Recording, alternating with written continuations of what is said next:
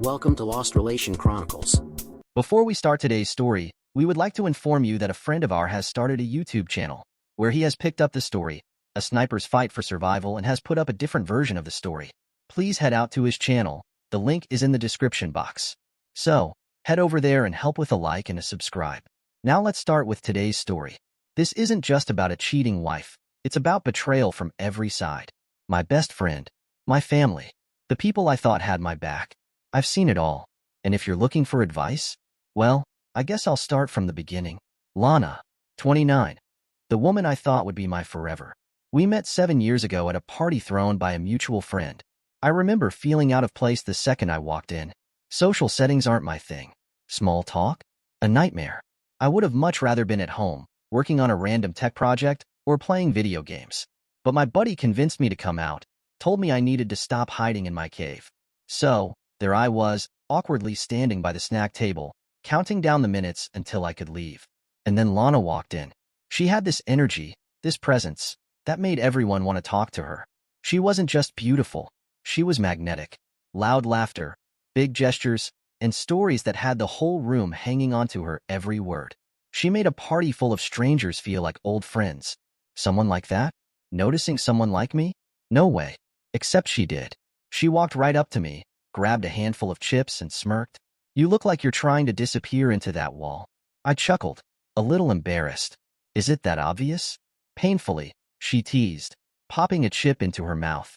"You don't like parties?" "Not really my thing," I admitted. "Then why'd you come?" I shrugged. "Peer pressure." "You?" She grinned. "Same. But hey, at least there's good snacks." That was it. That's how it started. We ended up talking the rest of the night, and for the first time, I didn't feel out of place. We exchanged numbers before we left, and the rest, well, I thought it was history in the making. A year later, we moved in together. It just made sense. My parents loved her immediately. My mom couldn't stop gushing about how lucky I was, and my dad, who's usually a man of few words, actually started conversations with her. That was rare. He'd always been reserved, but with Lana, he opened up. She fit in with my friends just as easily, maybe even better than I did. And the one person she bonded with the most? Sean. Sean's been my best friend since high school. The guy who was there through every breakup, every late-night crisis, every dumb decision I've ever made. He even went to a different college than me, but that didn't change a thing. We visited each other, called, kept in touch like nothing had changed. He was the kind of friend who'd help you move and refuse to be paid with anything but pizza. He was family. When he met Lana, they clicked instantly. At first, I thought it was great. My best friend and my girlfriend getting along? What's better than that? They were both big personalities, the kind that lit up a room, so they'd crack jokes and roast me playfully. It never felt like I was being left out, though. It was just fun. When I proposed to Lana after 3 years, Sean was the first person I told. "It's about time, man," he grinned, pulling me into a hug. "You two are perfect together." He even helped me pick out the ring. Lana loved it. She said it was exactly what she would have chosen for herself. I remember feeling so proud, so sure I was making the best decision of my life. The first few years of marriage were great. Lana worked at a boutique while I grinded away in IT. Long hours, tough projects, but I wanted to make sure we were stable. Not just us, but my parents too. We didn't have a lot, but we made it work. Then Lana started hating her job. She'd come home frustrated about difficult customers or bad shifts. One day, she decided she'd had enough. "I want to figure out what I'm passionate about," she told me one night. I didn't even hesitate. "Then quit," I said. "We'll figure it out." And we did. She dabbled in different projects, keeping herself busy while I took on extra hours to make sure we were okay. Sean was still a huge part of my life, even though we didn't hang out as much. But when we did, it was like nothing had changed. Then Sean started stopping by when I wasn't home. At first, it was rare, just a random afternoon here and there when Sean was in the neighborhood or needed to grab something he left behind. No big deal. Lana would mention it casually like, "Oh, Sean came by earlier." I chalked it up to coincidence. Maybe he had extra time on his hands, or maybe he just liked hanging out with both of us. It did bother me a little, but I pushed it aside. Then his visits became more frequent. 3 times a week turned into 4, then 5. It wasn't just random drop-ins anymore. He'd be there when I wasn't home, helping Lana with things I hadn't even agreed to yet. One day, I came home early from work. Our systems went down, and there wasn't much else to do. As soon as I stepped inside, I heard voices in the kitchen. I walked in and saw Sean tightening a cabinet door with a screwdriver while Lana leaned against the counter, watching. They didn't hear me at first. Wow, Shah, I said, setting my bag down a little harder than necessary. Looks like you're running a side hustle as a handyman. Lana let out a nervous laugh. I didn't think you'd mind. He offered. Offered? I repeated, raising an eyebrow. Since when does my best friend offer to do housework for my wife without mentioning it to me? Sean straightened up, wiping his hands on a rag. Hey man, just trying to keep the place in one piece while you're out there killing it at work. No big deal. I forced a chuckle, but something about the whole situation felt off. I didn't say anything else. I didn't want to make a scene, especially since nothing technically wrong was happening. But the question nagged at me. Why was Sean so comfortable hanging out here when I wasn't around? Then came the texts. Lana started spending more time on her phone, laughing at things she wouldn't share with me. When I asked, she'd say, "It's just the group chat with the girls." I believed her. Why wouldn't I? But one night, while she was in the shower, her phone buzzed on the bathroom counter. I wasn't snooping. I was literally moving it off the edge so it wouldn't fall. That's when I saw Sean's name light up the screen. Haha, you're hilarious. I'll save the date. It wasn't like I caught anything incriminating, but something about the tone felt weird. What date? And why was Sean texting Lana like that? I didn't say anything, but for the first time, I felt uneasy. The coincidences started stacking up. Sean always seemed to know when I'd be working late. If I mentioned in our group chat that I was stuck at the office, guess who'd show up at my house within the hour? And Lana. She didn't just allow it. She welcomed it, like his visits were the highlight of her day. It started to bother me more than I wanted to admit. Not just because Sean was always around, but because of how natural it seemed to them. Like they had their own rhythm, their own little bubble I wasn't a part of anymore. The turning point was when I realized how little I actually knew about what was going on between them. When was the last time I'd been included in one of their jokes? When had Lana last told me about something funny Sean said instead of just texting him back directly? It ate at me. Not in a jealous way. More like a what's really happening here kind of way. I decided to test the waters. One evening, while Lana scrolled through her phone on the couch, I leaned against the counter and said, "Hey, we haven't done a game night in forever. Why don't we all catch up this weekend? I'll make nachos or something." She didn't look up right away. "I think Sean's busy this weekend," she said after a pause. I tilted my head. "Oh yeah? Did he tell you that?" That caught her off guard. She blinked and shook her head. "No, I just assumed. He's been working a lot, hasn't he?" Now, here's the thing about me.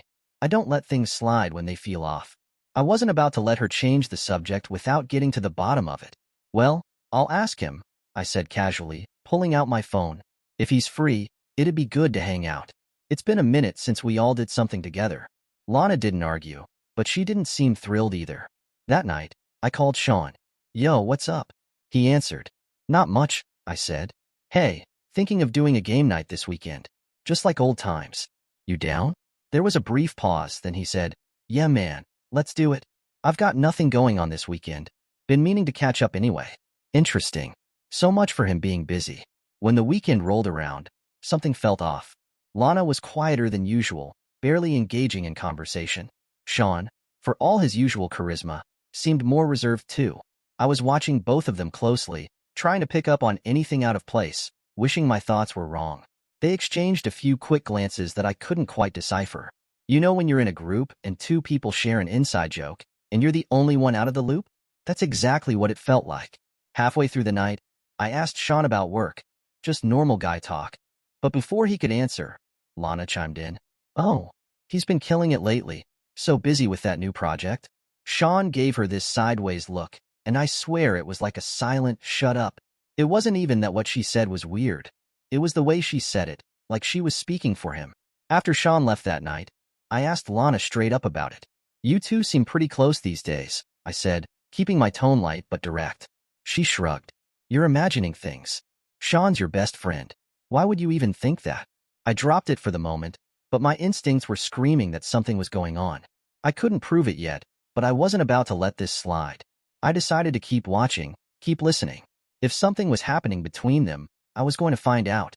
At first, I told myself to take things slow. I didn't want to jump to conclusions and risk looking like some paranoid husband. But the more I paid attention, the more things didn't add up. It was in the way Lana seemed to light up whenever Sean was around, The way her phone would buzz with messages she always claimed were just the girls, and the way Sean always seemed to know exactly when I wouldn't be home. About a week after our awkward game night, I came home to find Lana sitting on the couch, scrolling through her phone. Sean dropped by earlier, she said casually without even looking up. Oh yeah? What for? I asked, trying to keep my tone neutral. He just needed to grab something, she said, brushing it off like it was nothing. But my gut was telling me otherwise. Why did he always need to grab something? What was he leaving behind so often that he had to come over multiple times a week? I decided to call Sean later that night, just to see if his story matched up. Hey man, Lana said you stopped by earlier. Everything good? He hesitated for a split second before saying, oh yeah, just forgot my sunglasses from last time. That hesitation was all I needed to know something wasn't right. Sean never hesitated. He was the smooth talker, always quick with a joke or a story. That pause told me he was scrambling to come up with something believable, but I still didn't have proof. The breakthrough came a few days later. Lana told me she was going out to dinner with friends, which wasn't unusual. She dressed up, wore perfume, and left the house in a rush. I didn't think much of it until I heard a notification buzz. It wasn't my phone. It was hers, sitting on the counter. She'd forgotten it. Now, I'm not proud of what I did next, but I had to know. I unlocked her phone. It was easy. She used the same passcode for everything, and went straight to her messages. Sure enough, there were dozens of texts between her and Sean. Most of the texts were harmless, at least on the surface. Banter, random memes, even small talk about the weather. But as I scrolled further, I noticed a pattern.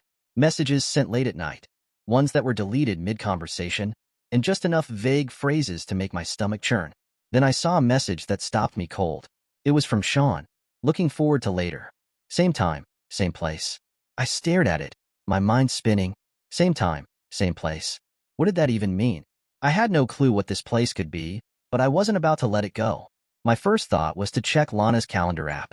She was meticulous about scheduling, so I figured if they'd been meeting somewhere regularly, there might be a clue. Sure enough, I found a recurring appointment every 2 weeks at 7:30 p.m., labeled as gym night. But here's the thing. Lana didn't even have a gym membership. That wasn't enough to prove anything, though, so I kept digging.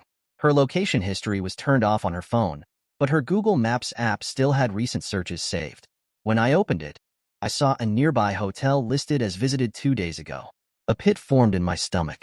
I hadn't even known she'd left the house 2 days ago. Still, I couldn't jump to conclusions. Maybe she was meeting a friend there for coffee at the attached cafe. Or maybe I was grasping at straws. But then I remembered something. Sean and I had stayed at that hotel once during a road trip years ago. He knew it well, and it wasn't the kind of place you'd go unless you had a reason. I decided to test my theory. I opened a browser on my laptop and searched for local hotels, pulling up their reservation systems. After a little trial and error, I found the hotel and clicked Find My Reservation. Using Sean's email address, it hadn't changed since high school. I plugged in a few guesses for recent dates. Bingo. There it was. A reservation under his name for a room last week, and another one for that very night. I felt like I'd been slapped. This wasn't paranoia. This was real. My hands shook as I grabbed my keys and headed for the door, my mind racing with questions I wasn't sure I wanted the answers to. When I pulled into the parking lot, I didn't know what I was expecting. Part of me hoped I was wrong, that this was all some huge misunderstanding. But then I saw them. Lana and Sean walked out of the hotel lobby together. She was holding on to his arm, and they looked comfortable, too comfortable. I stepped out of my car and called out Lana. The look on her face was a mix of shock and guilt. Sean looked like a deer in headlights. I stood there, staring at them, my best friend and my wife, caught in the act. My hands trembled. My breathing came in sharp bursts, and my heart pounded so hard I thought it might crack my ribs. Lana's voice was the first to break the silence. Jerry, she started, her voice trembling. This isn't what it looks like. Don't, I said, cutting her off, my tone sharper than I intended. I don't want to hear it. Sean, my best friend since we were dumb kids in high school, took a hesitant step forward. Look, man, let's just talk about this. Talk about what? I snapped. How you've been sneaking around with my wife. How long has this been going on? Huh? Since the shelves, or was it before that? Neither of them answered.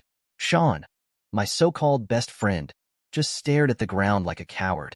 And Lana, the woman I had vowed to love, to build a future with, stood there, biting her lip, looking more annoyed than ashamed.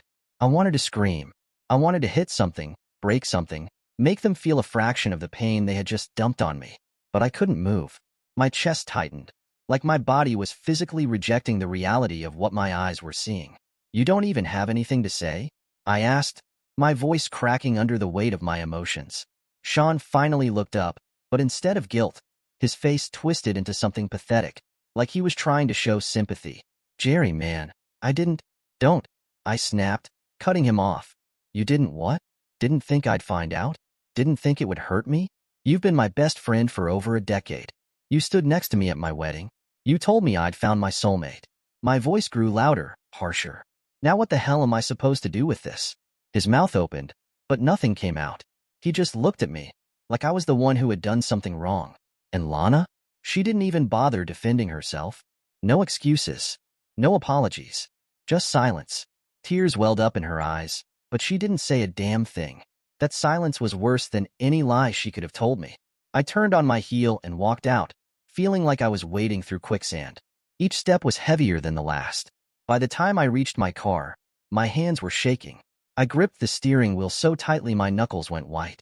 My entire world had been shattered, not just by my wife, but by the one person I had trusted most outside of her. The betrayal from Lana hurt, sure, but Sean? That was something else entirely. It felt like someone had reached inside me and ripped out my heart. He was supposed to have my back. He had seen me at my lowest, knew everything about me, my fears, my dreams, all of it. And now, I couldn't stop wondering how long he'd been laughing behind my back. For the next few days, I barely functioned. I replayed every moment over the past few months, trying to figure out what signs I had missed. When did my wife and my best friend become strangers to me? The morning, I woke up and decided I was done. I barely recognized myself. I wasn't a man anymore. I was a shell. Lana was downstairs acting like nothing had happened, moving around the house like she still had a right to be here. I didn't say a word to her. I didn't trust myself to. Instead, I called a lawyer. Starting the divorce process felt surreal, like I was watching someone else's life fall apart. Every signature, every document was a reminder of the life I thought I had and the people who had destroyed it. I didn't tell Lana right away. I needed time to process everything, to get all my ducks in a row before I confronted her again. When I finally handed her the papers, she broke down. "Jerry, please," she sobbed, grabbing my hand. "We can work through this. I'll cut him off. I'll do whatever it takes. Just don't give up on us." I stared at her, watching the tears spill down her face, and instead of feeling sorry for her, I felt disgusted. The woman in front of me wasn't the one I had married. She was a stranger, someone who had taken everything I had given her and stomped it into the ground. "Save your tears," I said coldly.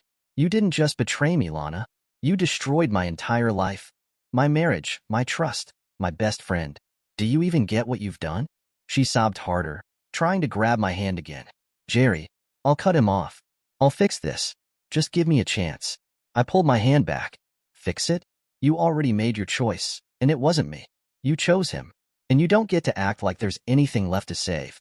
She kept crying, but I didn't care. "You wrecked everything," I said. "I'm done."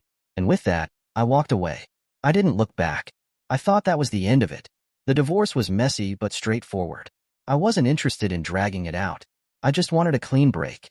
And I thought I'd finally started to regain some control. But then I made the mistake of telling my parents. I sat them down, expecting the kind of righteous anger parents are supposed to have when someone hurts their child. I thought they'd be on my side, furious on my behalf. Instead, my mom gave me this sad, almost pitying look. "She must have felt so lonely," she said softly, shaking her head. "You've been working so much, Jerry. Maybe she just needed someone to talk to." I froze, stared at her, hoping I had misheard. "Mom," I said slowly, my voice dangerously calm. "She didn't just talk to him. She slept with Sean, my best friend. This isn't a misunderstanding. It's betrayal." Before my mom could respond, my dad jumped in, his tone even. "Son, marriage is hard. People make mistakes. Are you sure this is worth throwing everything away?" "Throwing everything away?" I clenched my fists. "She cheated on me with Sean. You've known him for years. He was like family. And you expect me to just forgive and forget? Do you even understand what you're asking me to do?" They didn't respond. They didn't have to. The look on their faces said it all. Then it hit me. "Did Lana come to you?" I asked. My mom hesitated, glancing at my dad before nodding. She came crying, she admitted softly. Like that explained everything. And there it was. Lana had gotten to them first. Of course she had. I could imagine how it went down. Lana, with her perfect ability to play the victim, showing up at their house, tears streaming down her face. She probably made it seem like the world had turned against her, like she had nowhere else to go. My parents, who had loved her like a daughter from the moment they met her, would have opened their arms without hesitation. She's so sweet, so thoughtful. My mom always said about Lana, "You're lucky to have her." My dad wasn't much of a talker, but even he once called her a gem. Lana knew exactly how they felt about her, and she used it. She must have spun them a story so convincing they didn't even question it. I could hear her words in my head. Nate's been so distant. He works all the time, and I felt so alone. Sean was just trying to be supportive, and things got confusing. Lana was good at this. She always knew how to get people on her side, how to make them believe whatever she wanted them to. She cried the right amount, said the right words, and let my parents fill in the gaps with their own assumptions. And they ate it up. To them, she wasn't a cheating wife. She was the poor, lonely woman who had made a mistake because her husband wasn't emotionally present. And Sean. My parents adored him just as much as they did Lana. Sean had been around my family for years. He was the guy who would show up for family dinners, joke with my dad about football, and compliment my mom's cooking like it was Michelin-starred. He was the good kid, the one they trusted to always do the right thing. There was no way they'd believe he was capable of stabbing me in the back, not unless I had physical evidence to show them. To them, Sean was the golden boy who had probably just been in the wrong place at the wrong time. My dad rubbed his temples, looking uncomfortable. "Nate, you know how much we care about Sean. He's been like a second son to us. Maybe things just got out of hand. Maybe he didn't mean for it to happen." I laughed bitterly, shaking my head. Didn't mean for it to happen? Dad, they didn't trip and fall into bed together. They planned it. They lied to me for months. And you're sitting here defending them? Lana didn't tell us all the details, my mom said quickly, as if that excused her loyalty to them. She just said she made a mistake and felt terrible about it. She said she didn't want to hurt you. Are you kidding me? I snapped. She destroyed my entire life. She betrayed me with Sean, and now she's got the two of you defending her. I can't believe this. Nate, we're not taking sides, my mom said, her voice shaky. We just don't want to lose anyone. We don't want the family to fall apart. You're already losing me, I said sharply. You've already taken her side. You're choosing her and him over me, and you don't even realize it. My mom's eyes filled with tears. That's not true. We love you, Nate. We're just trying to understand what happened. Lana said she felt abandoned, and Sean was just trying to help. Stop. I interrupted. Don't even finish that sentence. If you can sit here and believe anything she says after what she's done, then maybe you never really had my back in the first place. The room fell silent. My dad looked at the floor. My mom wiped her tears. And I stood there, feeling like I had just lost everything. It wasn't just Lana and Sean. It was my parents, too. Lana's manipulation had worked perfectly. She had turned my parents against me, and now I wasn't just fighting her and Sean. I was fighting my own family. A week later, I found out just how deep Lana's manipulation went. I was still annoyed with my parents, but I went to their house unannounced to drop off some money. I had been helping them financially for years since retirement had stretched their savings thin. It wasn't a big deal to me. I saw it as part of being a good son. But when I walked through that door, I saw something that made me stop cold. Lana and Sean were sitting at the dining table with my parents, laughing, drinking coffee, acting like they were family. For a moment, I just stood there, staring at the scene.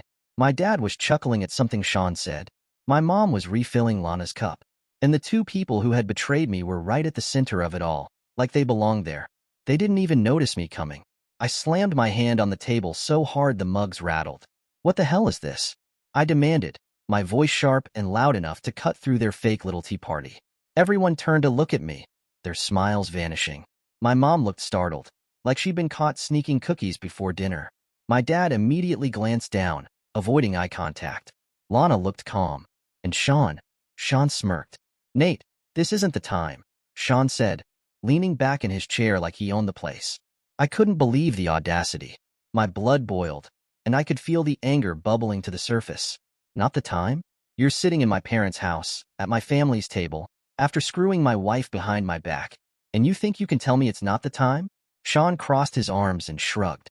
We were just enjoying ourselves, man. You need to calm down. Calm down. He actually said that. I was already shaking with rage, but then he had the nerve to add, "Look, we're family, Nate. You need to stop making this so hard for everyone. This isn't just about you." I lost it. Family? You think you're part of the family after what you did to me? You don't even deserve to step foot in this house. Lana decided to chime in at this point. "Nate, we're just trying to move forward. We didn't mean for you to find out like this, but Sean and I—" "Don't you dare," I said, cutting her off. "Don't you dare try to justify this. You destroyed our marriage, and now you're sitting here laughing with my parents like nothing happened. How long have you been planning this? How long have you been sneaking around behind my back?" Sean leaned forward, his smirk disappearing. "Since we were in college," he said, his tone cold and flat. Everything in the room froze. My parents went silent. Even Lana looked at him, startled. "What did you just say?" I asked, my voice low and dangerous. "You heard me," Sean said. "Lana and I were meant to be together. We knew it back in college. We went to the same college, Nate. But you got in the way. You always had to be the hero, didn't you? Always had to take what wasn't yours." I couldn't think. I couldn't breathe. This wasn't just about the betrayal. It was about years of friendship, years of trust being ripped apart in one sentence. "You've got some nerve," I said, my fists clenching at my sides. "I gave you everything. I trusted you. You were supposed to be my best friend. And this is how you repay me?" Sean stood up, towering over the table. "I don't owe you anything, Nate. Lana and I are happy now. You need to grow up and accept it." That was it. I lunged at him, grabbing the front of his shirt and shoving him back against the wall. "You think I'm just going to accept this? You think I'm going to sit back while you waltz into my family and act like you belong here?" Sean pushed back, his hands gripping my arms. "Let go, man. You're just embarrassing yourself." "Enough," my dad shouted, stepping between us and forcing us apart. "That's enough, Nate. This isn't how we handle things in this house." I stepped back, breathing hard, my hands still balled into fists. "How we handle things?" I glared at him. "You're letting him into your house, Dad. You're treating them like they did nothing wrong. Who even are they? Complete strangers.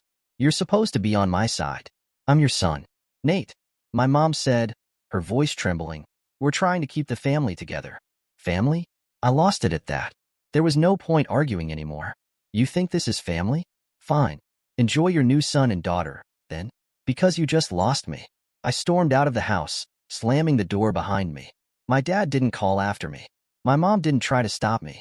The only sound was Sean's voice, smug and confident. "He'll get over it." I didn't get over it. Not until I made damn sure he got what he deserved. One thing became crystal clear that night. I was done. Done with Lana. Done with Sean. Done with my parents. They had made their choices, and now I was going to make mine. When I got home, I opened my laptop and canceled the monthly transfers to my parents' bank account. For years, I'd been helping them out financially, quietly paying bills, making sure they never had to stress about money. I never thought twice about it because they were my parents, and I thought that's what you do for family. But after what I saw at that dinner table, they didn't deserve another dime from me.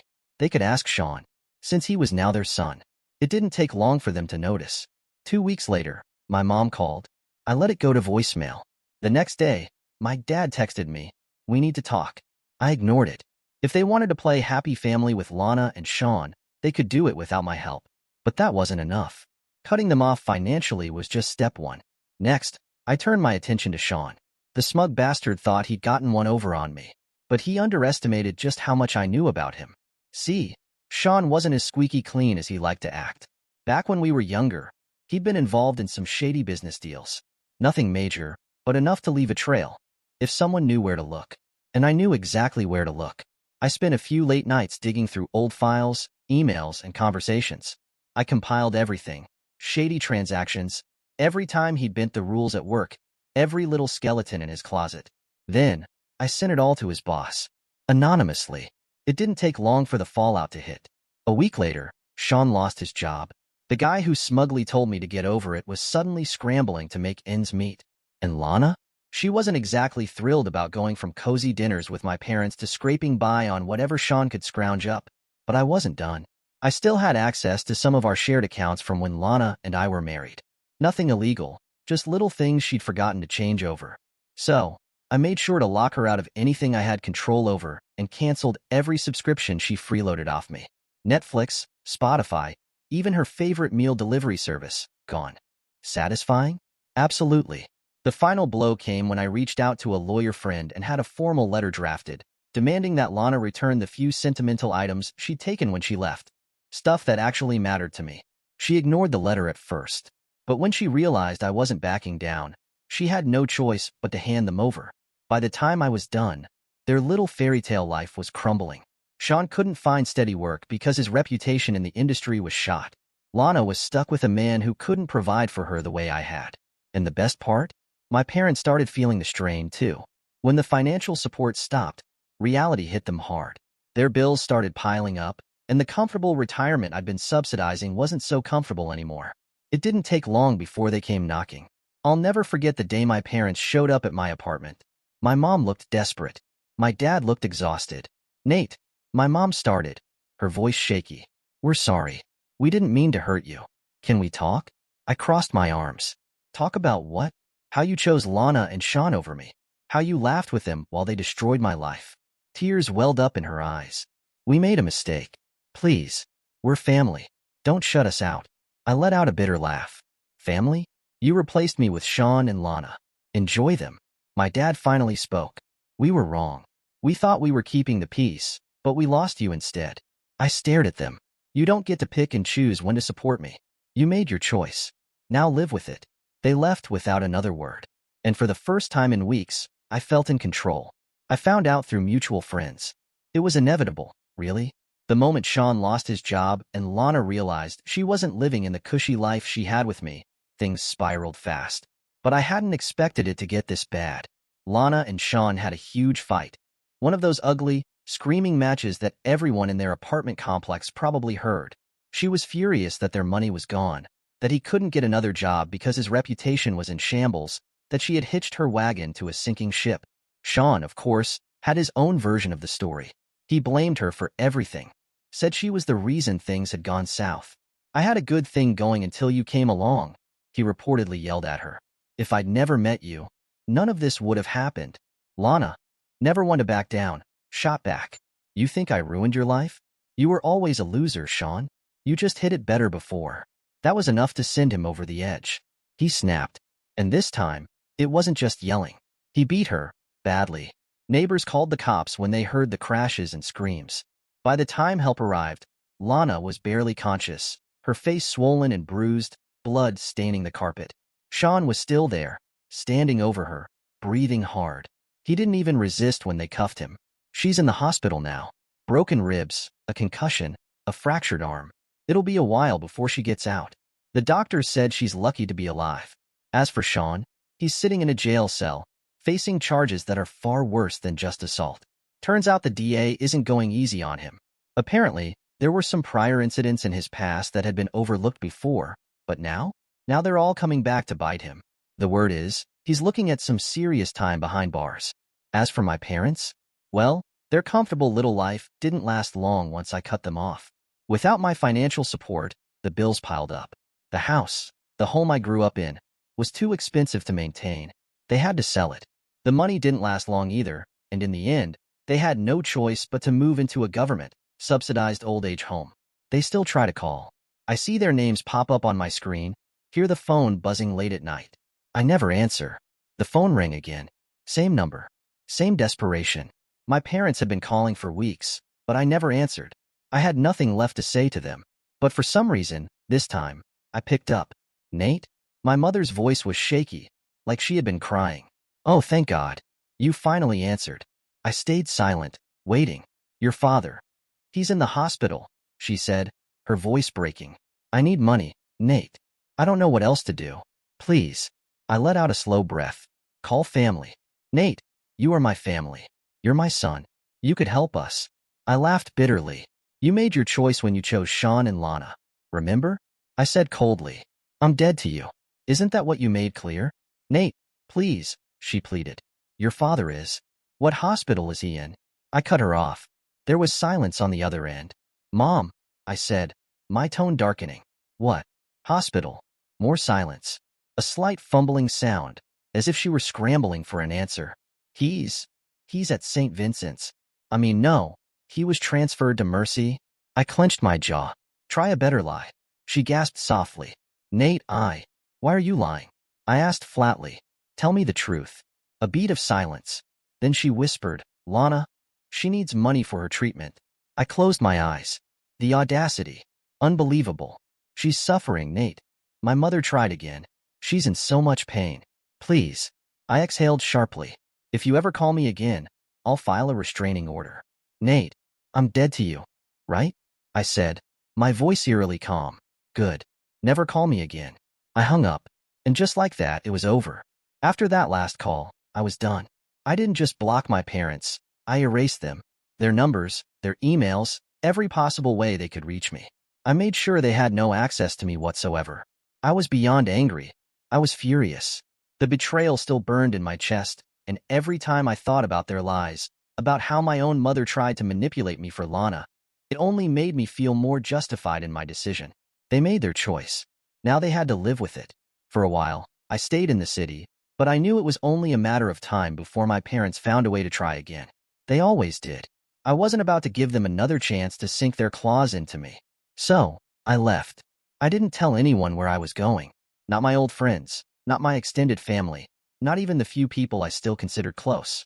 I packed up, found a new place in a different city, and started fresh. No baggage, no reminders, just a clean slate. And you know what?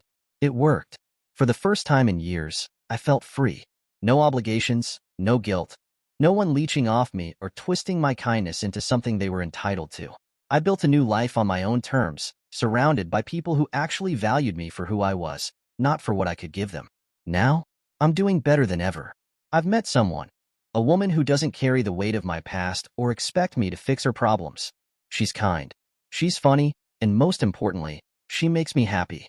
For the first time in a long time, I'm looking ahead instead of behind me, and I have no regrets. I'm finally free. I'm finally at peace. I am happy. Dear listeners, please share your thoughts in the comments section below, and don't forget to like, share, and subscribe.